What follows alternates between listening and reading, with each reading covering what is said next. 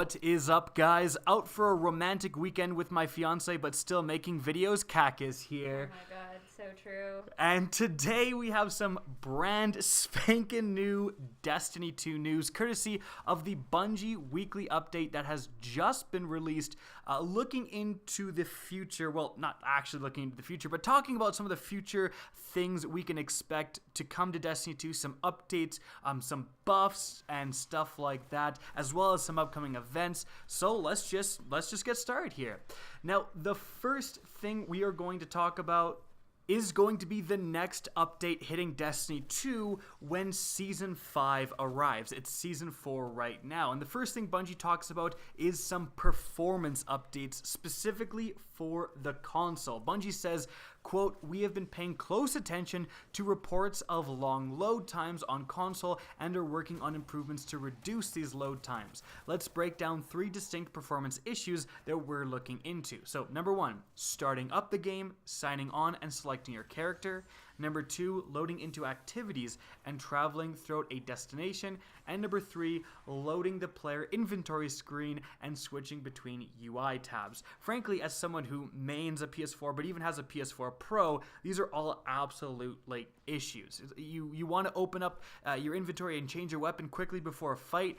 You're staring at a loading inventory for a ridiculously long time. And the PC Master Race guys don't even know what we're talking about, but if they can fix these issues, that would be absolutely fantastic.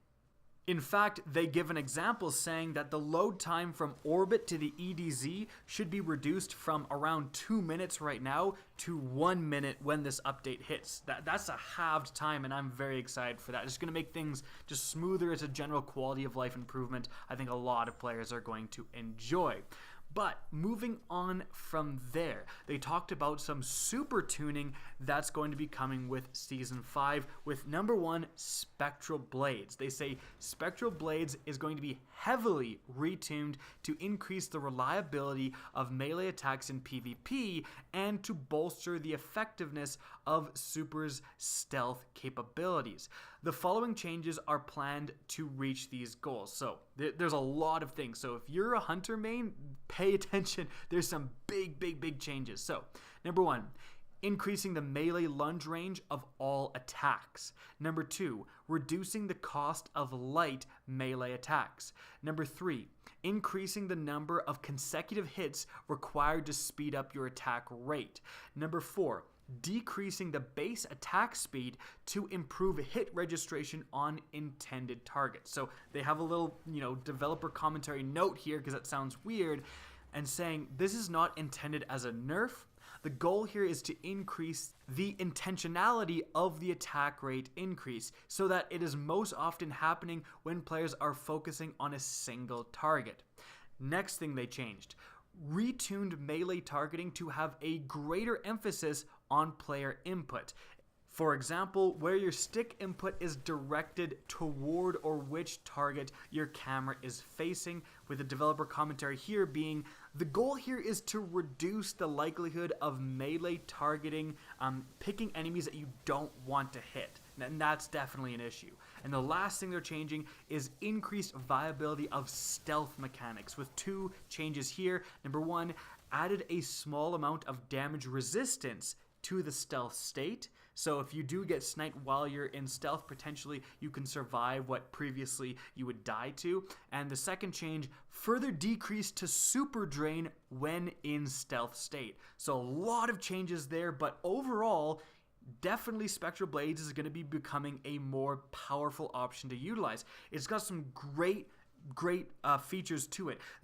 Going invisible when you get that perfect hit shot where you precision kill a target while at full health, and then being able to chain that again and again. That's an incredibly powerful ability. Not to mention the PvE viability when you can mark targets and they take as much extra bonus damage as if you melting point targets. But with Spectral Blades, potentially it's a little bit more reliable to get that debuff on an enemy because you're in a super state. So that's going to be some pretty interesting changes. But moving on from there, they also talked about another super being impacted, and that is Chaos Reach. They say, we are tuning the energy cost of deactivating Chaos Reach early.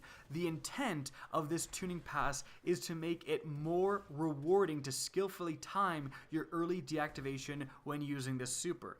Essentially, it will be more punishing to deactivate the Chaos Reach super extremely early, but less punishing when deactivating later in the super. Okay, that's a good change. Right now, you have to basically use your Chaos Reach, and like it only activates for 1 millisecond, then you have to deactivate it almost immediately. I find that if you deactivate it, over half, when it's about halfway, even if it's just before halfway, you get basically no benefit of that.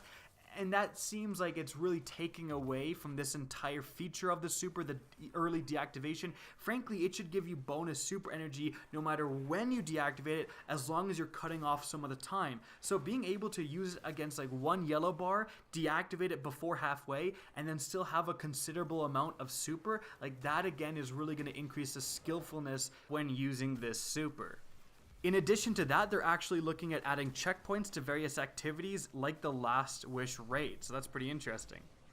Moving on from there, for any of you guys who don't have the Forsaken DLC yet, they're actually going to be doing a free Gambit trial weekend starting tomorrow, starting the 9th at 9 a.m. and ending the 11th at 9 a.m. of November, so, look into trying that, again, if you don't have Forsaken.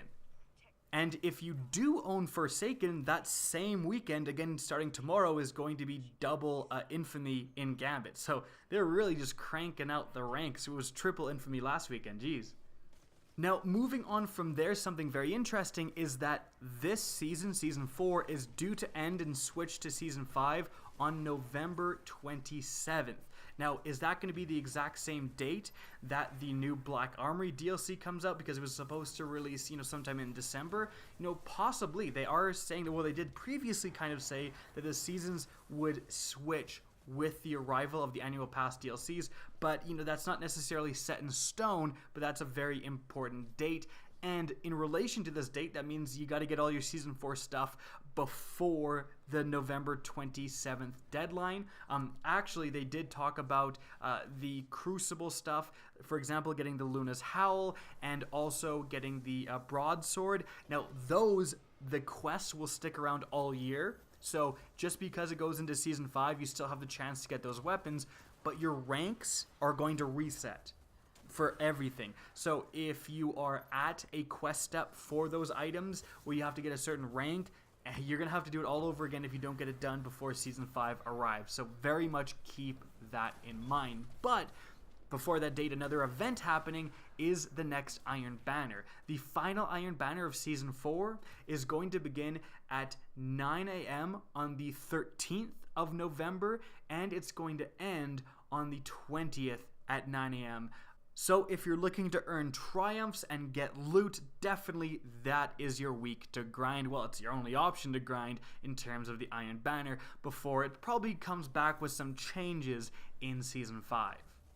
Alright guys, and there you have it. That is it for all of the big information contained within this weekly update. I hope you guys enjoyed the video, found it informative, and if you did, please remember to help me out by simply rating and especially sharing this video. If you guys want to see more Destiny 2 content similar to this, don't be afraid to slap that subscribe button. And if you guys want to get in touch with me and keep up to date with the latest channel activity, the best way is to follow me on Twitter at RickCacus. That's linked in the description down below, as is my Twitch channel, which you can also follow. Again, I hope you enjoyed the video, and as always, have a good day.